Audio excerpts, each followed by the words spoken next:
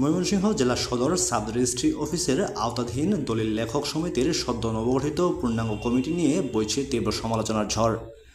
এসএমকে মিজানের পাঠানো তথ্যচিত্রে থাকছে ডেস্ক রিপোর্ট।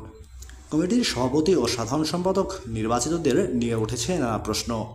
অভিযোগ রয়েছে তারা দীর্ঘদিন ধরে সুবিধাবাদী হিসেবে পরিচিত এবং পূর্বেও বিভিন্ন সুযোগ সুবিধা গ্রহণে অগ্রগামী ছিলেন। সূত্রমতে সভাপতি পদে আসীন ব্যক্তি অতীতেও নানা বিতর্কের জন্ম দিয়েছেন এবং বর্তমানেও ধারাবাহিকতায় সুযোগ গ্রহণ করছেন। সাধারণ সম্পাদকের কর্মকাণ্ড নিয়েও বিতর্কের সৃষ্টি হয়েছে। তথ্য অনুসন্ধানে জানা যায় তিনি ও অন্যান্য সদস্যদের অধিকাংশই স্থানীয় আওয়ামী লীগের ঘনিষ্ঠ সহযোগী হয়ে কাজ করছেন স্বজনপ্রীতির মতো। তাই এরকম ব্যক্তিদের উক্ত কমিটিতে না রাখার জন্য ঝড় উঠেছে স্থানীয় মহলে। এই বিষয়ে নব্য সভাপতি বাবুল মেম্বারকে চেম্বারে পাওয়া যায়নি এবং একাধিকবার ফোন দিয়েও তাকে যোগাযোগ করে তার সাথে কথা বলা যায়নি।